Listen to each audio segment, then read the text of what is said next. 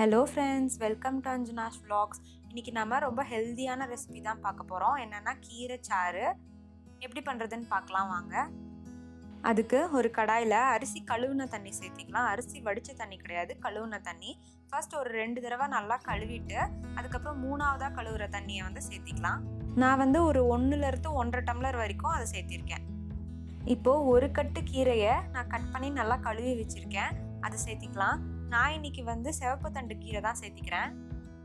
ஆனால் இந்த ரெசிபிக்கு சிறுகீரை, அரைக்கீரை, முளைக்கீரை, அகத்தி கீரை, மணத்தக்காளி கீரை இதெல்லாம் எது வேணால் சேர்த்திக்கலாம். எஸ்பெஷலி அகத்தி கீரை இல்லைன்னா மணத்தக்காளி கீரை இதில் செஞ்சால் சூப்பராக வரும் சாறு.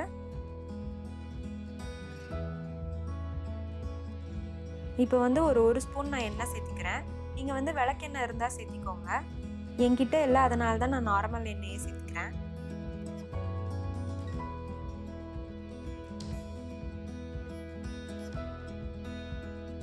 இப்போ ஒரு பெரிய வெங்காயத்தை நான் கட் பண்ணி வச்சுருக்கேன், அதை சேர்த்திக்கிறேன். சின்ன வெங்காயம் இருந்தால் சேர்த்திக்கோங்க, இன்னும் நல்லாயிருக்கும் டேஸ்ட்டு. இது எல்லாத்தையும் சேர்த்தி நல்லா கலந்துக்கலாம். அப்புறமா தேவையான அளவு உப்பு. இதுக்கு உப்பு அதிகமாக தேவைப்படாது, ஸோ பார்த்து சேர்த்திக்கோங்க.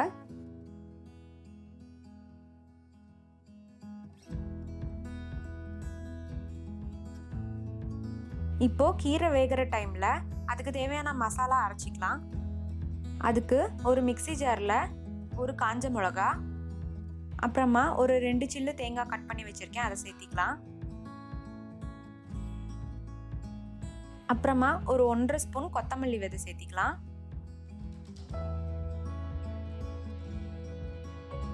அப்புறமா ஒரு 4-5 மிளகு, நிறையா சேர்த்துடாதீங்க.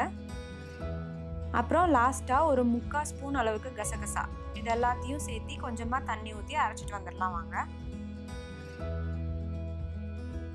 இப்போது கீரை நல்லா வெந்துட்டுருக்கு. நம்ம அரைச்சிட்டு வந்தோம்ல மசாலா, அதை இதில் சேர்த்திக்கலாம்.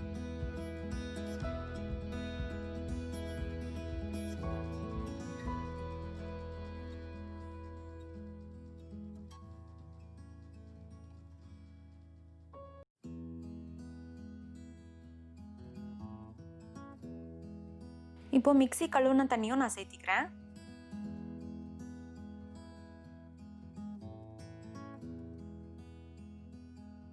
இப்போ கீரைக்கு தாளிச்சுக்கலாம் வாங்க. ஒரு தாளிப்பு கரண்டியில் கொஞ்சமாக எண்ணெய் சேர்த்திக்கலாம். எண்ணெய் காஞ்சதுக்கப்புறம் கொஞ்சமாக கடுகு,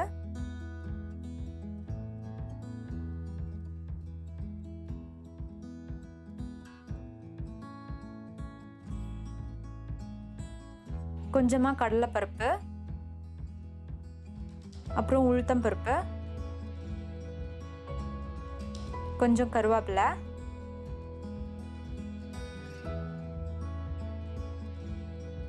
அப்புறமா ஒரு காஞ்ச மிளகா, இது எல்லாத்தையும் சேர்த்திக்கலாம். இப்போ தாளிச்சதை கீரையில் சேர்த்தி நல்லா கிளறிக்கலாம்.